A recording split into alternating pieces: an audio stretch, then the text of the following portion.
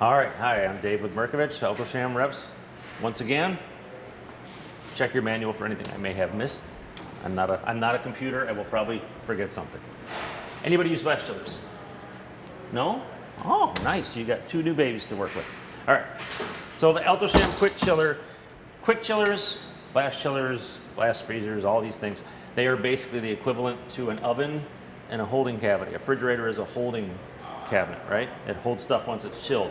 I can't take my hot food and put it into a refrigerator. It's going to raise the temperature of everything else in the fridge. So we have the blast chillers to get the temperature down. So now it's safe to put in the fridge to maintain that cold temperature.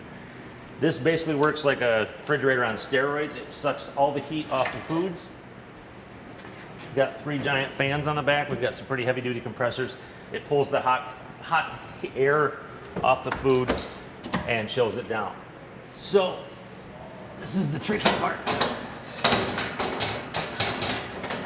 I'll get back up here to put it back on for you. The main power switch is right up here. Okay, it's a toggle, almost like a breaker. You won't need to turn that off and on, only for service repairs.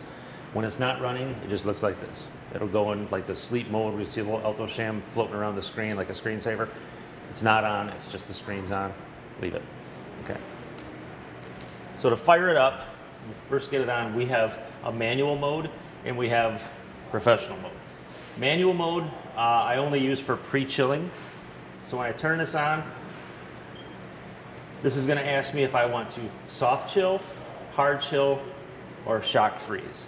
Okay, basically that's different temperatures this oven's going to run. So if I go to my soft, it's going to go at, a second here.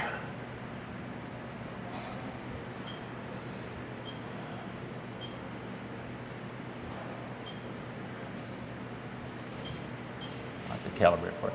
So in my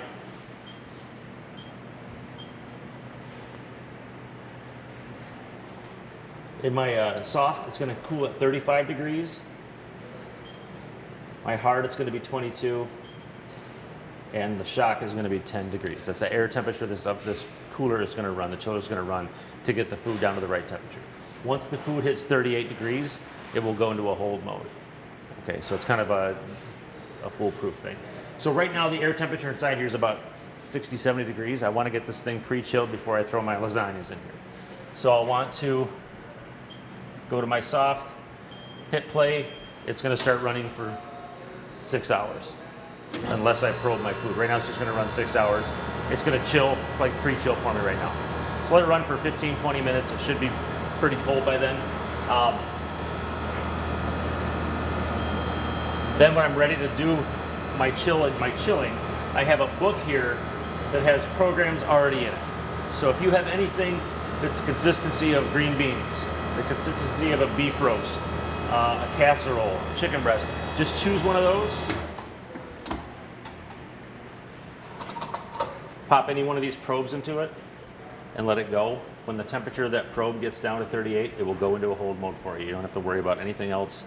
If you come in, you put 5 lasagnas in here and probe one, lasagnas get down to about 50 degrees, 40 degrees. You come over and throw 3 more in, probe it with another probe. This chiller will run in chill mode until all 3 of those temperatures hit the temperature we're looking for. It is absolutely foolproof. It will get, something like this will get like lasagnas down from 140 to 70 in about an hour and a half, 2 hours.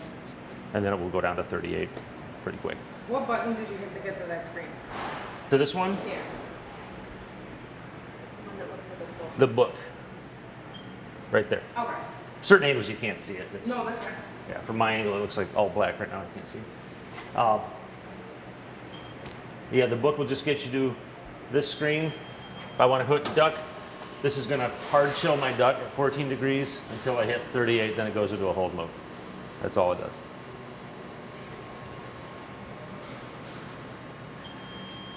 Then to back out, just back out. There are, like I said, I got to calibrate the screen for it. It's a little goofy. But there are about, I don't know, 25, 30 different settings on here. All you're looking for is density similar. So if I have stew, that's good for stew, pot pie filling, soup, chili, you name it. Okay, pot roast, even then. stuffing, bread pudding, anything to that consistency. The key on blast chilling is to make sure that your product is within 2 inches from outside to center. So if I have a 4-inch deep or 4-inch deep hotel pan that's 2 inches to the center, that's what you want. Don't take a 5-gallon bucket of stock and throw it in here and expect this to do its job. Plastic is an insulator, not a conductor. Use metal. Giant Lexons of soup, not a good call. So even if you have like an 8-inch or 6-inch hotel pan, just make sure you're not all the way deep. Okay, 4 inches is best.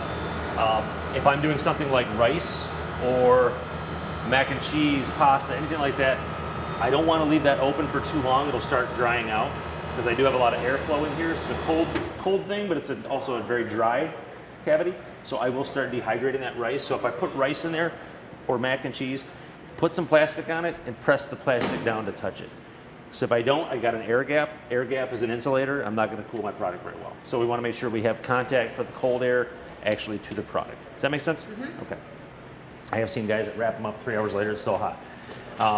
Do not try to make this faster by throwing 165 degree pork shoulder in here and shock freezing it.